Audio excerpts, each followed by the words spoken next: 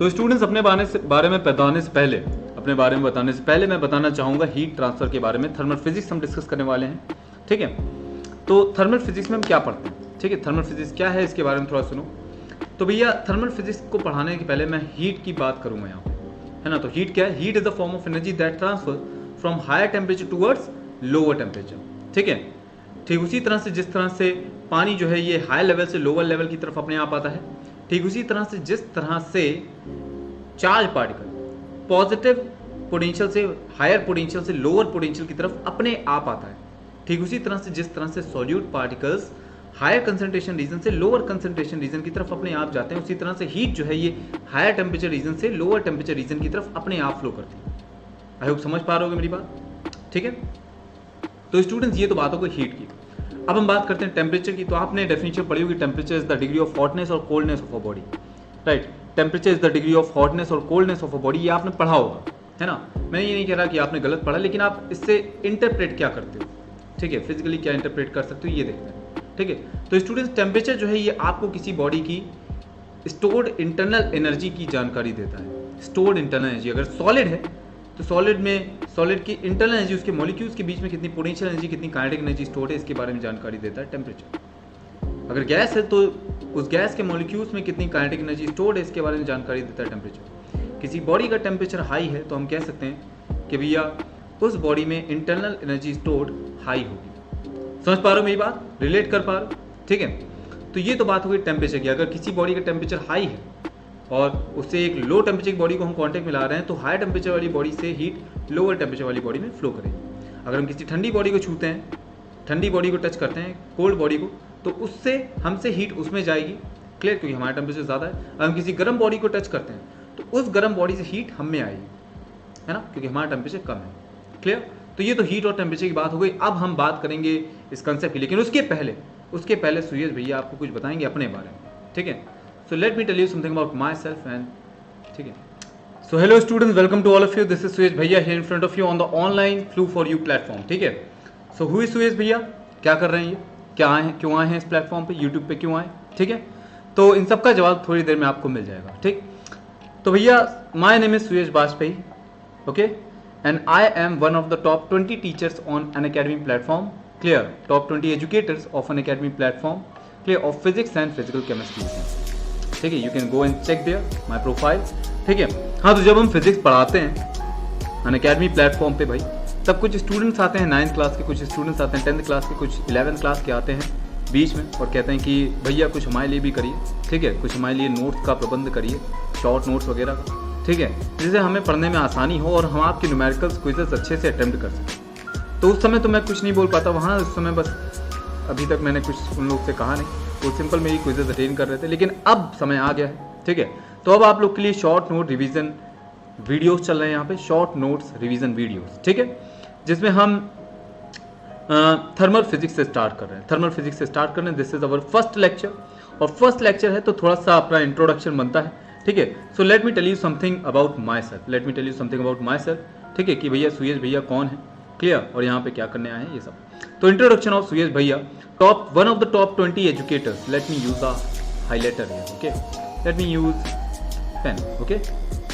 So one of the top 20 unacademy physics educator, clear, physics and physical chemistry educator, you can say, right, physical chemistry educator, okay, having teaching experience, having 5 to 6 years teaching experience of teaching physics in very reputed institutes of Kakadev, Kanpur and Kota, clear, and an academy platform of the biggest online platform, right, so one of the biggest online platform you can say.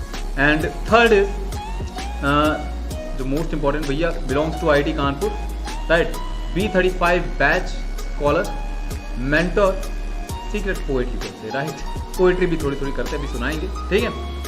motivational speaker on Instagram, right, educator on Unacademy, motivational speaker on Instagram and lots of more you have to know about me, ठीक है, but अभी के लिए इतना ही, clear. So let me tell you something about the course overview, जो कि बहुत इंपॉर्टेंट है, ठीक है। Let me tell you, so सबसे पहले हम बात करेंगे स्टूडेंट थर्मल फिजिक्स की, फिर हम बात करेंगे काइनेमेटिक्स की, फिर हम बात करेंगे डायनेमिक्स की, फिर हम बात करेंगे ग्रेविटेशन की, उसके बाद हम बात करेंगे एसएचएम की, शॉर्ट नोट्स रिवीजन वीडियोस होंगे। क्या होंगे? पूरा सिलेबस नहीं पढ़ाएंगे, आई एम रिपीटिंग, पूरा सिलेबस यहाँ नहीं पढ़ाएंगे। पूरे सिलेबस के लिए आपका कोर्स अलग चलेगा, वो पूरा प्लान अलग चलेगा, ठीक है, वो पूरी सीरीज अलग चलेगी। अभी ये सीरीज कौन सी है? अभी के लिए ये जो सीरीज है, ठीक है, ये उन स्टूडेंट्स के लिए है जो मेंस एग्जाम देने वाले हैं, ठीक है ना, या फिर एडवांस देने वाले हैं, ठीक है। तो ये सिर्फ एक शॉर्ट नोट्स रिवीजन सेशन है, बहुत मजा आएगी आपको पढ़ के, ठीक है, और बहुत ही ब्रीफ में जाके इसको एक्सप्लेन करेंगे, मतलब इतना भी ब्रीफ में नहीं जाएंगे जितना आपसे काम चल जाए, ठीक है, क्लियर। तो आई होप समझ में आ रहा होगा। 15-15 मिनट्स के, 15 से 20 मिनट के लेक्चर्स होंगे यहाँ, ठीक है। Fluid mechanics, next will be fluid mechanics, 7th will be waves and then we will cover geometrical optics. ये इसी ऑर्डर में रहेगा, ये 11th का खत्म, ठीक है। वो स्टूडेंट्स यहाँ पे आएंगे जो 11th और 12th एक बार पढ़ चुके हो। अगर आपने नहीं पढ़ा है तो भी आपको टेंशन लेने की जरूरत नहीं, सुरेश भैया इज देयर, ठीक है। आप अभी इसको एक कोर्स ओवरव्यू की तरह ले सकते हो कि आपको क्या क्या पढ़ना है 11th 12th में। ये उसका ओवरव्यू है, बेसिक ओवरव्यू है कि आपको क्या क्या पढ़ना है, ठीक है। अगर आपने 11th 12th में नहीं पढ़ा तो ये एक सिलेबस की तरह इसको ले सकते हो। अगर आप 11th 12th पढ़ चुके हो तो शॉर्ट नोट्स हैं आपके लिए जो बहुत इंपॉर्टेंट है, राइट। तो ये हो गया 11th का सिलेबस, ठीक है। उसके बाद हम आते हैं क्या? इलेक्ट्रोस्टैटिक, ठीक है, ये आपका 12th स्टार्ट हो गया। Now this is your 12th electrostatic. उसके बाद हम बात करेंगे मैग्नेटिज्म की, electrostatic and electricity, the very good unit, okay. And major portion of the JEE mains examination is covered from these sorts of chapters: electrostatic and electricity and magnetism. You can say modern physics, the next chapter will be modern physics, right? And then we will go through the wave optics. समझ पा रहे हो? तो ये हो गया 12th का session. इसके बाद क्या? इसके बाद कुछ नहीं भाई, खत्म है ना। इसके बाद फिर पूरी सीरीज चलेगी, ठीक है, पूरी सीरीज चलेगी। ये तो शॉर्ट नोट रिवीजन सीरीज चल रही है, सिर्फ शॉर्ट नोट रिवीजन सीरीज, ठीक है। तो स्टार्ट करते हैं, लेकिन स्टार्ट करने के पहले थोड़ी सी एक पोइट्री हो जाए, ठीक है, एक पोइट्री जरा सुनते जाओ, ठीक है, फिर स्टार्ट करते हैं। रुका नहीं हूँ अभी मैं, अभी काफ़ी काम बाकी है। रुका नहीं हूँ अभी मैं, अभी काफ़ी काम बाकी हैं। जिनको आइडियल मानता हूँ ज़िंदगी में, उनके साथ पीना अभी मेरा वो जाम बाकी है। उनके साथ पीना अभी मेरा वो जाम बाकी है। अभी अभी तो यूट्यूब पे आए हैं, अभी अभी तो यूट्यूब पे आए हैं। पाना सारे स्टूडेंट्स का भी प्यार बाकी है, पाना सारे स्टूडेंट्स का भी प्यार बाकी है। सूरज तो अभी ही उगा है, अभी तो पूरी शाम बाकी है। जो कहते थे नहीं कर पाएगा सुयश वाजपेयी, उनको ठोकना मुझे सलाम बाकी, ठीक है। तो आई होप अच्छी लगी होगी, अच्छी लगी तो कमेंट में बताओ क्या रहा, ठीक है। अब हम आते हैं अपने टॉपिक पे, ठीक है। So let us come back to our topic. The first topic is thermal physics. Thermal physics में कैलोरीमेट्री पहले पढ़ेंगे, कैलोरीमेट्री की बात पढ़ेंगे थर्मल एक्सपेंशन, थर्मल एक्सपेंशन की बात पढ़ेंगे हीट ट्रांसफर, हीट ट्रांसफर में कंडक्शन, कन्वेक्शन, रेडिएशन पढ़ेंगे, और फिर आएंगे KTG kinetic theory of gases पे, फिर हम आएंगे थर्मोडायनामिक्स पे। Is that clear? तो without any further due let's start, ठीक। तो भैया कैलोरीमेट्री, ठीक है, कैलोरीमेट्री की बात करते हैं। इसमें कुछ इंपॉर्टेंट चीज़ें देखेंगे पहले, ठीक है। तो students first let me tell you something about the specific heat capacity, ठीक है। जल्दी देखो what is specific heat capacity, short notes है तो फिर जल्दी से बताएंगे, ठीक है। So specific heat capacity is the amount of heat given to a unit mass of substance to raise its temperature by unit degree centigrade, clear, और unit degree kelvin, ठीक है, unit kelvin, clear. So the formula is delta Q divided by, this is the, suppose you have a mass of mass m, clear, you have an object of mass m and you have given the heat delta Q, right, and the change in temperature, rise in temperature will become delta T here, suppose. Is that clear? So students, in this case the specific heat is equals to what? Delta Q divided by the mass, because we need the heat given to unit mass, right? तो हमको m से divide करना है, and after this we have to divide by delta T because we need the heat required to raise the temperature of the body by 1 degree centigrade. Is it clear? So this is, भैया delta T से temperature बढ़ाने के लिए delta Q heat लगी है, तो 1 degree centigrade से temperature बढ़ाने के लिए delta Q by delta T की हीट लगी। क्या बोलते, सही? चलो, तो ये हो गई आपकी डेफिनेशन स्पेसिफिक हीट की, है ना। So what is specific heat capacity? Specific heat capacity is the amount of heat given to a substance, not unit mass of substance, to a substance to raise its temperature by 1 degree Kelvin or 1 degree Celsius, ठीक है। So the specific heat is simply equals to ms, right? This is ms. I hope ये चीज समझ में आएगी। This will be delta Q, this will be ms, this will be equals to delta Q by delta T here in this case, delta Q by delta T here in this case, ठीक है। तो अगर आपसे कोई पूछे कि भाई एक तो ये स्पेसिफिक हीट की डेफिनेशन हो गई, clear, just wait for while, just wait for while, ठीक है। तो स्पेसिफिक हीट की डेफिनेशन आपको समझ में आ गई है, okay. Now let me tell you something about the latent heat. Latent heat की बात करें तो what is latent heat? Heat given to a unit mass of substance to change its state is known as latent heat. अब latent heat vaporization की होती है, latent heat fusion की होती है। वेपराइजेशन मतलब जब लिक्विड आपका कहाँ जा रहा हो, वेपर स्टेट में या फिर वेपर लिक्विड में आ रहा हो, तो जो भी हीट ली जाएगी या दी जाएगी वो आपकी लेटेंट हीट ऑफ वेपराइजेशन हो जाएगी। Latent heat of fusion, latent heat of fusion का यूज हम कब करेंगे? तो भैया कभी भी जब सॉलिड से लिक्विड में कन्वर्जन हो रहा होगा या फिर लिक्विड से सॉलिड में कन्वर्जन होगा, तो जो हीट ली जाएगी या दी जाएगी यूनिट मास के कन्वर्जन के लिए, उसको हम बोलते हैं latent heat of fusion, clear. तो latent heat of fusion, latent heat of vaporisation समझ में आ गया होगा। So latent heat is the heat required to change the state of unit mass of substance, ठीक है, यूनिट मास ऑफ सब्सटेंस। मान लो हमारे पास कोई सब्सटेंस है m मास का और इसकी स्टेट हम चेंज कर रहे हैं, इसकी स्टेट चेंज करने में हमको डेल्टा क्यू हीट देनी पड़ रही है। सो लेटेंट हीट क्या हो जाएगी? This will be delta Q by m, delta Q by m। समझ पा रहे हो? Is that clear? अब हम आते हैं बेसिक अपने कंसेप्ट पे। तो स्टूडेंट्स कोई भी आपके पास, मान लो इसको बड़ा कर लेते हैं पूरा, ठीक है। तो स्टूडेंट्स मान लो कोई भी आपके पास सब्सटेंस है, ठीक है, इसको आप हीट करते हो, you are heating this substance. तो क्या होगा? दो चीजें होती हैं यहाँ पे, इस केस में दो चीजें होंगी। पहली चीज, ठीक है, वेट फॉर वाइल, हाँ तो भाई दो चीजें होती हैं इस केस में, ठीक है। पहली चीज कि आपकी हीट करने की वजह से, आपकी हीट करने की वजह से इसका टेम्परेचर राइज हो जाए। क्या राइज हो जाए? टेम्परेचर राइज हो जाए। दूसरी चीज, या फिर इसकी स्टेट चेंज हो जाए, स्टेट चेंज हो जाए, ठीक है। तो स्टूडेंट्स अगर स्टेट चेंज हो रही होगी तो टेम्परेचर में चेंजमेंट नहीं आएगा, और अगर टेम्परेचर चेंज हो रहा होगा तो स्टेट में कोई चेंजमेंट नहीं आएगा, ठीक है। चलो आगे बढ़ते हैं। तो अब जब बात कर रहे हैं जब टेम्परेचर चेंज हो रहा है, जब टेम्परेचर चेंज हो रहा है तो जो भी आप हीट दोगे स्टूडेंट्स, जो भी आप सब्सटेंस को हीट दोगे उसको हम इस तरह से दिखा सकते हैं, delta Q equals to M S delta T, ठीक है, where delta T is the change in temperature, M is the mass of the substance and S is the specific heat of that substance, clear. अब हम बात कर रहे हैं कि जब स्टेट चेंज होगी तब क्या होगा? जब स्टेट चेंज होगी तब आप डेल्टा क्यू जो हीट दी गई है या फिर उससे निकली है उसको आप दिखाओगे delta Q equals to M times L से दिखाओगे, where M is the mass of that substance and L is the latent heat of that substance. I hope it's clear, right? I hope it's clear. So now let us come back to here. ठीक है, अब हम जरा यहाँ पे आते हैं। 1 calorie की डेफिनेशन देखो जरा। What is the definition of 1 calorie? बहुत इंपॉर्टेंट है, ठीक। तो 1 calorie is the heat given to unit gram of water, clear, to raise its temperature by unit degree centigrade from 14.5 degree centigrade to 15.5 degree centigrade, ये लिखी हुई है। Specific heat, right? Let me take the highlighter here, okay? So let me take the highlighter. So specific heat of water is 1 calorie per gram degree centigrade. 1 calorie होती है, मतलब क्या है? पर gram degree centigrade means 1 gram water का अगर temperature हमको 1 degree centigrade से बढ़ाना है तो कितनी हीट लगेगी? 1 कैलोरी हीट लगेगी। This is the definition of 1 calorie. लेकिन टेम्परेचर जो है ये 14.5 डिग्री सेंटीग्रेड से 15.5 डिग्री सेंटीग्रेड तक चेंज करना चाहिए at 1 atmospheric pressure. Atmospheric pressure बहुत इंपॉर्टेंट है। अगर 1 एटमॉस्फेरिक प्रेशर होगा तभी 1 कैलोरी की हीट दोगे, तब ये टेम्परेचर राइज होगा 1 डिग्री सेंटीग्रेड का। अगर प्रेशर बढ़ाओगे तो ज़्यादा हीट देनी पड़ेगी इतने टेम्परेचर राइज करने के लिए, कुछ ऐसा आप समझ सकते हो, ठीक है, क्लियर। तो टेम्परेचर प्रेशर दोनों हमें, टेम्परेचर हमें जो है 14.5 से 15.5 ले जाने के लिए प्रेशर को भी फिक्स करना होगा 1 atm, ठीक है। So this is the definition of 1 calorie from here, ठीक है। आगे बढ़ते हैं हम। ये सारी बातें हो चुकी हैं, स्पेसिफिक हीट बता दी है, हीट कैपेसिटी की बात हम कर चुके हैं, लेटेंट हीट की बात हम कर चुके हैं।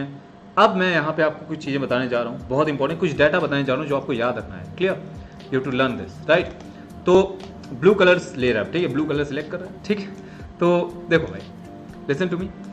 सो specific heat of water is equals to 1 calorie per gram degree centigrade with unit याद रखनी है, ठीक है। Specific heat of ice and specific heat of steam, specific heat of ice and steam, this will be equals to half calorie per gram degree centigrade. Is that fine? Clear? And latent heat of water of vaporization, you can say this will be equals to 540 calorie per gram. Degree centigrade नहीं आएगा भैया, unit check कर लेना, ठीक है, calorie per ग्राम ही रहेगा, ठीक है। Latent heat of fusion of water mean जब सॉलिड से लिक्विड में जा रहा हूँ, कहाँ जा रहा हूँ? सॉलिड से लिक्विड में जा रहा हूँ, ठीक है। तो उस समय पे latent heat of fusion will be equal to what 80 calorie per gram, 80 calorie per gram. I hope ये चीजें आपको समझ में आ रही होंगी। So just note down this data, just note down this data है, ठीक है। Now let's proceed, now let's proceed students. तो अब हम बात करते हैं कैलोरीमेटर की प्रिंसिपल पे, कैलोरीमेट्री के प्रिंसिपल पे, ठीक है। तो कैलोरीमेट्री के प्रिंसिपल को समझने से पहले, कैलोरीमेट्री के प्रिंसिपल को समझने से पहले एक छोटी सी बात समझनी होगी, क्या, ठीक है, एक छोटी सी बात समझनी होगी क्या। तो भैया एक आपके पास 40 डिग्री सेंटीग्रेड पे लिक्विड है, ठीक है, और दूसरा लिक्विड आपके पास है 30 डिग्री सेंटीग्रेड पे। समझना, एक 40 डिग्री सेंटीग्रेड पे लिक्विड है, एक 30 डिग्री सेंटीग्रेड पे लिक्विड है, इसको आप एक वेसल में मिक्स कर रहे हो। अगर उस वेसल में कोई हीट लॉस नहीं हो रही है, उस वेसल में कोई हीट लॉस नहीं हो रही है और वो वेसल कोई हीट एब्जॉर्ब नहीं कर रहा है, तो जितना 40 डिग्री सेंटीग्रेड वाला लिक्विड हीट देगा उतना ही 30 डिग्री सेंटीग्रेड वाला लिक्विड हीट ले लेगा, है ना, कोई हीट लॉस नहीं होगा। तो और दोनों का मान लेते हैं फाइनल टेम्परेचर हो गया, मान लेते हैं 35 डिग्री सेंटीग्रेड टेम्परेचर हो गया, ठीक है। तो जितनी हीट 40 डिग्री वाले ने दी उतनी हीट 30 डिग्री वाला ले लेगा। This is called the basic principle of calorimetry, ठीक है। और हमने माना क्या है, जो वेसल है हमारी वो कोई हीट एब्जॉर्ब नहीं कर रही है, उसका टेम्परेचर तो घट बढ़ रहा है ना, लेकिन वो कोई हीट एब्जॉर्ब नहीं कर रही है क्योंकि उसकी स्पेसिफिक हीट कैपेसिटी 0 है। उसकी स्पेसिफिक हीट कैपेसिटी क्या है, 0 है भाई साहब, ठीक है। क्लियर है ये चीज, क्लियर है, ठीक। आगे समझो। तो वेसल की अगर स्पेसिफिक कैपेसिटी 0 नहीं हुई तब क्या करेंगे, इसकी बात कर लेते हैं। पहले मैं सिंपल यहां पे लिख देता हूं, principle of calorimetry, heat given will be equals to heat taken, all right। I hope writing समझ में आ रही होगी आपकी। सुरेश भाई की राइटिंग थोड़ी सी कम अच्छी है, ठीक है, नो इशू इन दैट, उसमें कोई दिक्कत नहीं, कंसेप्ट अच्छे हैं, ये गारंटी है, ठीक है। आगे बढ़ते हैं, क्लियर, ये आप चेक भी कर सकते हो कंसेप्ट अच्छे हैं कि नहीं, ठीक। तो अब बात करते हैं वाटर इक्विवेलेंट की। Now let's talk about water equivalent. एक बहुत ही इंपॉर्टेंट कंसेप्ट आता है और स्टूडेंट कंफ्यूज हो जाते हैं इसमें, जबकि कंफ्यूजिंग है नहीं। अभी मैं आपको ऐसी चीज बताऊंगा कभी नहीं कंफ्यूज होगी। वाटर इक्विवेलेंट, एक मिनट रुक जाओ भाई, just wait for a while, okay. So water equivalent है ना, इसकी बात करते हैं। तो जब आपकी वेसल आइडियल नहीं होती, जब वेसल की स्पेसिफिक हीट कैपेसिटी 0 नहीं होगी, क्या नहीं होगी, 0, जब वेसल की स्पेसिफिक हीट कैपेसिटी 0 नहीं होगी, उस केस में हमको वाटर इक्विवेलेंट का यूज करना होता है, ठीक है। क्या मतलब है, हम मान लेते हैं कि भैया वेसल जो है ये एक्चुअली में तो नॉन आइडियल है, मतलब इसकी स्पेसिफिक हीट 0 नहीं है, लेकिन हम क्या मानेंगे कि भैया वेसल की स्पेसिफिक हीट 0 है, लेकिन इस वेसल में पहले से ही कुछ वाटर मौजूद है, ठीक है। तो वाटर इक्विवेलेंट उसी को बोल देते हैं। हम मानते हैं कि इस वेसल में पहले से ही कुछ वाटर होगा। Let the amount of water enclosed in this vessel initially to be W, और इस W को ही हम वाटर इक्विवेलेंट बोल देते हैं।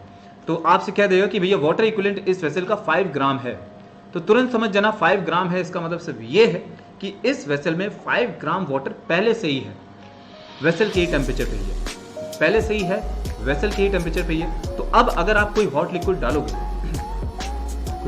डालोगे, तो वो जो वाटर है वो हीट गेन करेगा, है ना। हम मान रहे हैं कि वेसल हीट गेन ही नहीं कर रही, हम क्या मान लेंगे, वेसल का वाटर इक्विवेलेंट है और वो वाटर एक अमाउंट है जो वेसल में रखा हुआ है और वही जो है हीट एब्जॉर्ब करेगा दूसरे लिक्विड से। समझ पा रहे हो ना मेरी बात। ये केस हो गई नॉन आइडियल वेसल की, जब स्पेसिफिक हीट 0 ना हो, ठीक। तो और ये खत्म हो गया यहाँ से अपना कैलोरीमेट्री। तो अब थोड़ा स्पीड बढ़ा रहे हैं, ठीक है। ये तो हमारे आपके बीच में बॉन्डिंग होनी थी थोड़ी, ठीक है, थोड़ा सा ट्यूनिंग सेट करने के लिए मैं थोड़ा स्पीड में नहीं चल रहा था, आराम से चल रहा था। अब हम धीरे से अपनी स्पीड बढ़ाएंगे, ठीक है। So let us start. तो अब हम बात करेंगे थर्मल एक्सपेंशन की। ऑलरेडी कैलोरीमेट्री की हम बात कर चुके हैं, क्या बोलते हो, है ना। तो अब हम बात करने वाले हैं किस चीज़ की, थर्मल एक्सपेंशन की बात करने वाले हैं, clear. So now listen to me carefully all of you, wait for a while, clear. Thermal expansion देखते हैं जल्दी जल्दी, उसके बाद हम देखेंगे हीट ट्रांसफर ऑपरेशन, फिर हम देखेंगे काइनेटिक थ्योरी ऑफ गैसेस और फिर हम देखेंगे थर्मोडायनेमिक्स, ठीक है। तो थर्मल एक्सपेंशन बच्चा जानता है कि भाई कोई रॉड है, क्लियर, या फिर कोई सरफेस है, क्लियर, एक प्लेन सरफेस है, या फिर कोई एक सॉलिड ऑब्जेक्ट है। अगर उसको हम हीट करेंगे, उसका टेम्परेचर बढ़ाएंगे तो उसका एक्सपेंशन हो जाता है, लेंथ में एक्सपेंशन हो जाता है, एरिया में एक्सपेंशन हो जाता है, वॉल्यूम में एक्सपेंशन हो जाता है, right. So the increment in the length will be given as here you can compute delta L equals to L alpha delta theta. Delta theta is the change in temperature, increment in temperature. Delta L is the increment in length and alpha is the linear coefficient of expansion. Similarly the increment in the area will be equals to delta S into S beta delta theta, है ना। ये सब चीज़ पता है। delta V equals to V gamma delta theta, beta is the superficial coefficient of expansion and gamma is the volumetric coefficient of expansion. ठीक है, तो ये रिलेशन होता है beta is equal to 2 alpha, gamma is equal to 3 alpha. ठीक है, आगे बढ़ते हैं, इंपॉर्टेंट टॉपिक पे हम आते हैं। ठीक है, जो मेंस और एडवांस में पूछा जाता है। ठीक है, तो वो ये है, क्लियर, वो ये है आपके सामने, effect of temperature, right. So what is this, effect of temperature on different physical quantities. भैया आप एक्सपेंशन होगा, वॉल्यूम बढ़ेगी तो डेंसिटी में इफेक्ट पड़ता है, डेंसिटी में इफेक्ट पड़ता है, लेंथ में इफेक्ट पड़ने की वजह से पेंडुलम के टाइम पीरियड में इफेक्ट पड़ता है। ठीक है, और अगर हम फ्लूइड मैकेनिक्स में आए, ठीक है, तो वॉल्यूम में इफेक्ट पड़ने की वजह से, डेंसिटी में इफेक्ट पड़ने की वजह से फ्रैक्शन ऑफ सॉलिड सबमर्ज में फर्क पड़ता है, या फिर अपरेंट वेट ऑफ सॉलिड में फर्क पड़ता है। ठीक है ना, क्लियर। और अगर हम बात करें तो भैया मान लो दो वॉल्स के बीच में हमने एक रॉड लगा के रखी, इसका अगर हम टेम्परेचर बढ़ाते हैं तो यहाँ पे रॉड का लेंथ तो बढ़ेगी नहीं, लेकिन स्ट्रेस वॉल पे बढ़ जाएगा। तो ये सब चीज़ें हम डिस्कस करने वाले हैं। ठीक है, तो उठाते हैं एक एक करके, क्या बोलते हो बच्चा लोग, उठा लिया जाए। तो let us discuss this first, the effect on density. तो सिंपल सी बात सबको पता है, बच्चों को पता है कि भैया density is equals to mass upon volume होता है। डेंसिटी जो होता है मास अपॉन वॉल्यूम होता है। ठीक है, अब हमने मान लो ये डेंसिटी इनिशियल थी रो नॉट, हमने टेम्परेचर दिया बढ़ा, तो रो इज इक्वल्स टू क्या हो गया, density is equals to mass तो उतना ही रहेगा, जो वॉल्यूम है वो क्या हो जाएगा, this will become V naught into 1 plus gamma delta T. क्या बोलते हो, अरे भाई एक minute, just wait for while. हाँ, ऊपर चलते हैं। ठीक है, 1 प्लस गामा डेल्टा टी। अब देखो यहाँ, ठीक है, आई होप समझ में आ रही होगी मेरी बात। ठीक है, 1 प्लस गामा डेल्टा टी है। ठीक है, क्लियर। तो ये डेंसिटी हो जाएगी, तो डेंसिटी को क्या लिख सकते हैं, rho is equals to rho naught divided by 1 plus gamma delta T हम लिख सकते हैं। Is that clear. तो ये आपकी डेंसिटी हो जाएगी, यही देखो, यही चीज़ यहाँ लिखी है। अब हम यूज़ करेंगे बाइनोमियल अप्रॉक्सीमेशन, बहुत इंपॉर्टेंट है, नोट कर लेना है। ठीक है, 1 प्लस एक्स की पावर एन जो है, 1 प्लस एक्स की पावर एन जो है, ये 1 प्लस एन एक्स हो जाता है। 1 प्लस एन एक्स हो जाता है कब, हमेशा नहीं, when limit x tends to 0, जब एक्स टेंस टू 0, एक्स बहुत छोटा हो 1 के कंपेरिजन में, तब होता है ये, समझ रहे हो ना। सो इसको नोट करो। ठीक, अब देखो यहाँ पे यही चीज़ हम लगाने वाले हैं, क्योंकि गामा की वैल्यू बहुत कम होती है, क्योंकि भाई साहब गामा की वैल्यू बहुत कम होती है, तो डेल्टा थीटा की भी कमी है। सो गामा डेल्टा थीटा बहुत स्मॉल नंबर है 1 के कंपैरिजन में, तो यहाँ पे 1 प्लस गामा डेल्टा थीटा की पावर -1 है, सो this will become 1 minus gamma delta theta. I hope ये चीज़ समझ में आ रही होगी। इन फ्लूइड मैकेनिक्स, अब हम आते हैं फ्लूइड मैकेनिक्स में। तो फ्लूइड मैकेनिक्स में दो केस बनते हैं, एक जब सॉलिड की डेंसिटी लिक्विड की डेंसिटी से कम हो, सॉलिड फ्लोट कर रहा होगा, तब फ्रैक्शन ऑफ सॉलिड सबमर्ज की हम बात करेंगे। जब सॉलिड की डेंसिटी लिक्विड की डेंसिटी से ज़्यादा होगी, तब सॉलिड सबमर्ज कर चुका होगा, फ्रैक्शन ऑफ सॉलिड सबमर्ज 1 हो जाएगा। ठीक है, तो वहाँ पे तो उसकी बात नहीं करेंगे, वहाँ पे हम किसकी बात करेंगे, वहाँ हम बात करेंगे बॉयंसी फोर्स की, और बॉयंसी फोर्स की इफेक्ट की वजह से हम बात करेंगे अपरेंट वेट की। ठीक है, तो एक एक करके उठाते हैं।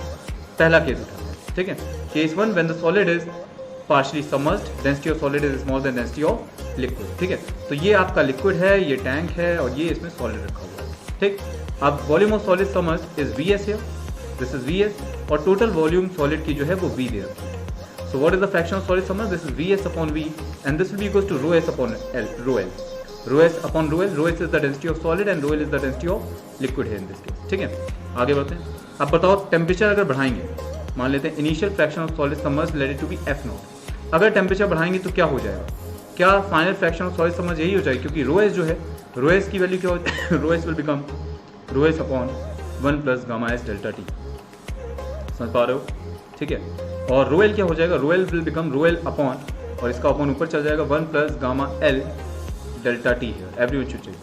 तो क्या यही एक्सप्रेशन बन जाएगा, यहाँ पे इसको F0 लिखो। ठीक, अब ऊपर गामा एल है, तो यहाँ से एक चीज़ हम कंक्लूड कर सकते हैं बहुत ही सिंपल से, क्या कि gamma L is greater than gamma S अगर होगा, यहाँ देखो लिखा है gamma L is greater than gamma S अगर होगा, तो F dash greater than F हो जाएगा, मतलब final fraction of solid submerged जो है वो ज़्यादा होगा initial fraction of solid submerged से। अगर gamma L greater than gamma S होगा, मतलब अगर लिक्विड ज़्यादा एक्सपेंडेबल होगा सॉलिड से, तो fraction of solid submerged temperature के साथ इंक्रीज करेगा। ठीक है, तो ये तो बात हो गई पहले केस की, जब सॉलिड जो है फ्लोट कर रहा होगा। अब हम बात करेंगे दूसरे केस की, जब सॉलिड सबमर्ज कर जाए पूरी तरह से, है ना, जब density of solid is greater than density of liquid हो जाए। तो बताओ अगर ये पेन है, इसका वेट हम एयर में मेजर करते हैं, तो मान लेते हैं कुछ आएगा W, ठीक है, और यही वेट अगर हम पानी में मेजर करेंगे, अगर इसी को हम पानी में जाके मेजर करें तो क्या होगा, इसका वेट कम लगेगा हमें, तो वो होता है अपरेंट वेट। वो कम क्यों लगेगा, क्योंकि इस पेन में बॉयंसी लगी है ऊपर की तरफ, ठीक है ना, बॉयंसी ऊपर वेट नीचे, तो apparent weight equal to actual weight minus buoyancy, right. Apparent weight will be equal to actual weight minus buoyancy, W dash equal to W minus D की हम बात करें, ठीक है। तो W डैश आपको निकालना है, W पे कोई असर नहीं पड़ेगा टेम्परेचर की वजह से, B पे असर पड़ेगा। What is B? B is nothing but your what VS rho Lg। This is the Archimedes principle, this is the volume of solid submerged, this is the density of liquid and this is gravitation, ठीक है। If you will find this will become your weight of liquid displaced, ठीक है। मान लो कि भैया एक minute यहाँ पे देखो, ध्यान से समझेंगे, ठीक है, ध्यान से देखो इसे जल्दी से। तो भैया ये है मान लो आपका टैंक और ये है पूरा solid submerged, this is your volume of solid submerged, ठीक है, and density of liquid is rho L, ठीक है, और जी तो जी होता है, ठीक है। So you can say this is your buoyancy. तो मान लेते हैं इसको ये बी नॉट है, अब हमने टेम्परेचर डेल्टा टी से बढ़ा दिया, तब बुओयेंसी क्या हो जाएगी, this will become B equals to B naught की जगह वी एस क्या हो जाएगा, V S into 1 plus gamma S delta T, क्या बोलते हो, ठीक है। और रो एल क्या हो जाएगा, rho L will become rho L divided by 1 plus gamma L delta T, ठीक है, और इनटू साथ में हो जाएगा जी। आई होप ये चीज़ समझ में आई होगी आप सबको। Is it clear? अगर ये चीज़ क्लियर है तो जल्दी से लाइक कर दो भाई, ठीक है। चलो आगे बढ़ो। अब देखो यहाँ पर, listen to me carefully now, listen to me carefully. तो यहाँ से आप कंपेयर करोगे तो V S rho L G जो है ये बाहर आ जाएगा, clear, and this will become your B equals to B naught into 1 plus gamma S delta T divided by 1 plus gamma L delta T. I hope ये चीज़ समझ में आ रही होगी। तो इस बार गामा एस ऊपर है, तो एक्सप्रेशन क्या बनेगा, देखो यहाँ पे क्या बन जाएगा, ये स्टेटमेंट पढ़ो। यहाँ पे इन्होंने बुओयेंसी को एफ से डिनोट किया है, ठीक है, एफ से। तो gamma S is greater than gamma L, अब थ्रस्ट विल इंक्रीज, बिल्कुल सही बात है, गामा एस ऊपर है, ठीक है। Therefore apparent weight will decrease, therefore apparent weight will decrease here in this case. I hope ये चीज़ आपको समझ में आई होगी। Now let us proceed to the concept of time period. Okay, now let us proceed to the concept of time period. So time period of a simple pendulum. Time period of a simple pendulum का जो formula होता है भैया, वो यहाँ पे होता है क्या? The time period of simple pendulum will be simply equals to t equals to 2 pi under root L by g, where L is the length of the pendulum and g is the gravity at that point. ठीक है? तो अगर temperature increase करोगे तो length बढ़ के क्या हो जाएगी, L not into 1 plus alpha delta T, ठीक है। तो हम यहाँ पे अब जो टेम्परेचर में चेंज है उसको डेल्टा थीटा से डिनोट करेंगे, ठीक है। So the next time period, इसको अगर हम T नॉट बोल रहे हैं, so the next time period when we have increased the temperature by delta theta, then this will be equals to what? This will be equals to 2 pi, okay, under root L not into, इसको हम L not बोल देते हैं, L not into 1 plus alpha delta theta here in this case and divided by G।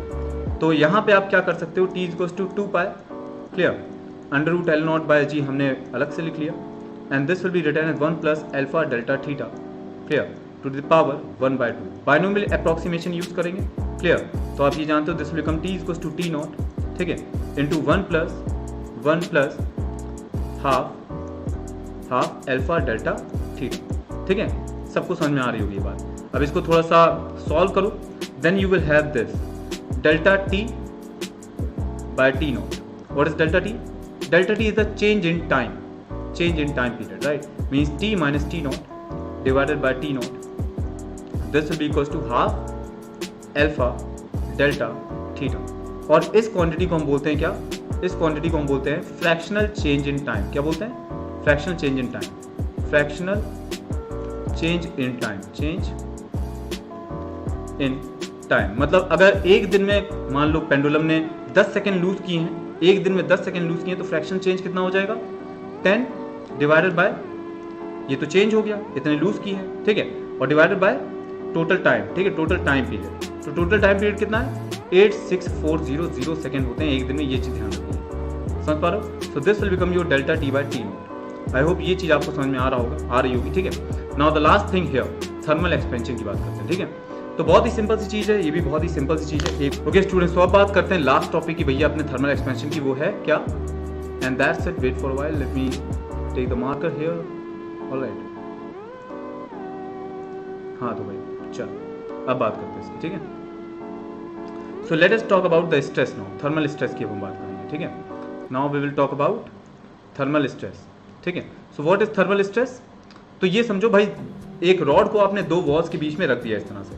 अब अगर rod का temperature increase करो तो रॉड एक्सपेंड होने की कोशिश करेगी, लेकिन कर नहीं पाएगी एक्सपेंड, क्योंकि ये वॉल्स उसको रोकेंगे। तो क्या होगा, रॉड जो वॉल पे फोर्स लगा रही है वो फोर्स बढ़ेगा, या फिर हम यूं बोले रॉड जो वॉल पे स्ट्रेस लगा रही है वो स्ट्रेस बढ़ जाएगा। अब यही स्ट्रेस आपको कैलकुलेट करना है। सो स्ट्रेस के लिए यंग्स मॉडुलस है ना, Young's modulus of elasticity is equal to stress upon strain, ठीक है। तो भैया बस बहुत ही सिंपल सा काम करना है। यहाँ पे ये रॉड दिख रही है, मान लेते हैं इसमें फोर्स F लगा रॉड की वजह से, इस वॉल की वजह से, ठीक है, ये फोर्स F लगा। पहले मान लेते हैं ये रॉड जो थी इसकी डायमेंशन वॉल के बीच में जो डिस्टेंस उसके जस्ट इक्वल थी, पहले कोई फोर्स नहीं लग रहा, लेकिन टेम्परेचर बढ़ा है तो फोर्स लगा, ठीक है, वो फोर्स हमने बढ़ा दिया F, ठीक है। इसका क्रॉस सेक्शन एरिया A है, समझ पा रहे, क्रॉस सेक्शन एरिया रॉड का हमने A बोल दिया। अब हम कह रहे हैं कि हमने रॉड का टेम्परेचर डेल्टा T से बढ़ाया था, तो रॉड की जो लेंथ बढ़ी वो बढ़ गई delta L equals to L0 into alpha delta T, समझ पा रहे हो, अल्फा डेल्टा T। अब इतनी लेंथ बड़ी है लेकिन एक्चुअल में तो नहीं बड़ी, एक्चुअल में क्या करा, वॉल्स ने उसको उतना ही कंप्रेस कर दिया, है ना। सो स्ट्रेन कितना हो गया, यहाँ से स्ट्रेन देखो delta L bye L0 strain हो जाता है, this will be alpha delta T, ठीक है। अब हम बात करेंगे यंग्स मॉडुलस की। यंग्स मॉडुलस होता है stress upon strain, stress is what, force upon area, force upon area, and strain is what, नीचे आएगा strain delta L bye L0, और स्ट्रेन की वैल्यू ये है अल्फा, मैंने डायरेक्ट लिख दिया है, ठीक है, आई होप समझ में आ रहा होगा। So from here you can calculate this, force will be equals to alpha A delta T into Y, ठीक है। तो ये बहुत इंपॉर्टेंट फॉर्मूला है, बहुत जगह ये यूज होगा, ठीक है। कहीं कहीं एक साथ दो रॉड रख देते हैं, जब एक साथ दो रॉड रख दें तो याद रखना जो थर्मल की वजह से एक्सपेंशन हुआ है और जो स्ट्रेस की वजह से कंप्रेशन हुआ है वो इस बार दोनों रॉड का अलग अलग होगा, मतलब जो एक्सपेंशन हुआ है रॉड का पहली रॉड का, जो दूसरी रॉड का एक्सपेंशन होगा, जो कंप्रेशन हुआ है पहली रॉड का, जो कंप्रेशन हुआ है दूसरी रॉड का, इस बार वो अलग अलग होता है, ठीक है। उस पर कुछ क्वेश्चन हमने करवाए हैं, so go through the Unacademy website, check that, clear, and you will have this. और अगर आपको अभी इस पे क्वेश्चन चाहिए तो आप चुपचाप बस टेलीग्राम लिंक ज्वाइन कर लो, सब कुछ वहीं पे अवेलेबल होगा। बस उसमें एक बार पर्सनली लिख देना कि भैया I need questions on these topics, definitely we will provide that to you, definitely we are here for you, right. हम आप ही लोग के लिए यहाँ पे हैं, तो भैया बस एक बार आपको टेलीग्राम ग्रुप ज्वाइन करना है, लिंक सब डिस्क्रिप्शन में दिया है, ज्वाइन करो, आओ मिलते हैं, बात आगे बढ़ती है, ठीक है। चलो, सो let us proceed now, and that's it. Stress strain वाला ये आपने देख लिया, ठीक है। हीट ट्रांसफर अभी अगले लेक्चर में होगा। और अभी एक इंपॉर्टेंट चीज़ जो मैं आपको यहाँ बताना चाहता हूँ, जो बहुत इंपॉर्टेंट है, तो भैया for PDF join our Telegram link, join our Telegram link group, ठीक है। ग्रुप भैया अपना ये है एट द, मतलब टेलीग्राम ग्रुप, सॉरी, ठीक है, join our Telegram group, link थोड़े ज्वाइन करो, ठीक, लिंक से ज्वाइन करो, ज्वाइन अवर टेलीग्राम ग्रुप @ सुयश भैया फिजिक्स, दिख रहा होगा, @ ठीक है, सुयश भैया और साथ में लिखा फिजिक्स की स्पेलिंग तो पता ही है ना, फिजिक्स, जैसे क्लियर। कहीं कोई सब कुछ स्मॉल में सर्च कर लेना जाके, भाई टेलीग्राम पे ज़रूर मिलेगा। सुयश भैया आपके बहुत फेमस है, भगवान की कृपा से, हैं, ठीक। Follow on Instagram, right, follow on Instagram clue_4_u_, right, and follow Suyash भैया ऑन इंस्टा ऑल्सो, ये मेरी खुद की पर्सनल आईडी है, ठीक है। कमेंट नहीं करेगा कोई इतनी जल्दी, ठीक, सिर्फ फॉलो कर लेना, ठीक। सुयश राज _वाजपेयी 007, राइट। फॉलो सुयश भैया ऑन अनअकैडमी पे भी फॉलो कर सकते हो अपने सुयश भैया को, प्रैक्टिस करने के मन हो तो मिलते हैं, ठीक है। तो ये है उसका लिंक, ठीक, ये है उसका लिंक, ये लिंक है, गूगल में सर्च करना, गूगल में भी डायरेक्ट सर्च करोगे ना अगर, सुयश भैया अनअकैडमी, सुयश वाजपेयी अनअकैडमी, सबसे पहली जो फोटो आएगी वो आपके सुयश भैया की होगी, ठीक है, क्लियर। तो दैट्स इट, और ये लिंक है, इसको कॉपी कर लो, ठीक है, just go through this and join this, right. और हाँ, ये बहुत इंपॉर्टेंट चीज़ है भाई, ये सबसे इंपॉर्टेंट चीज़ है, ठीक है। तो इसको देखो, ये क्या है, FFSS, F फॉर फॉलो कर दिया होगा, F फॉर फीडबैक, कमेंट में फीडबैक चाहिए मुझे, ठीक है, तभी उसके अकॉर्डिंग, आपके अकॉर्डिंग हम चलेंगे, तो कमेंट में फीडबैक चाहिए, ठीक। और S फॉर शेयर, इतना शेयर करो कि आग लग जाए, ठीक है, बस आग लग जाए, इतना शेयर करो, कम से कम एक स्टूडेंट, 5 स्टूडेंट को तो भेजेगा ही, अगर ये लेक्चर आपको बेनिफिशियल लगाओ। मतलब समझ रहे हो ना, बहुत पसीना छूट गया हमारा बनाते बनाते भाई। अगर लाइक्स नहीं मिलेंगे और सब्सक्राइबर्स नहीं मिलेंगे तो मज़ा नहीं आएगी, ठीक। तो 5 लोगों को ये वीडियो भेजना ही भेजना है, और सब्सक्राइबर्स भैया हम आपके लिए काम करेंगे, आप हमारे लिए काम करोगे, तभी तो मज़ा आएगी, क्या बोलते हो, ठीक। So that's all about it, we will grow together, you will support me, I will support you, I will work for you, you will work for me, and that's how we can grow together. Is that clear? So this is the end of the session. Sayonara students, ठीक,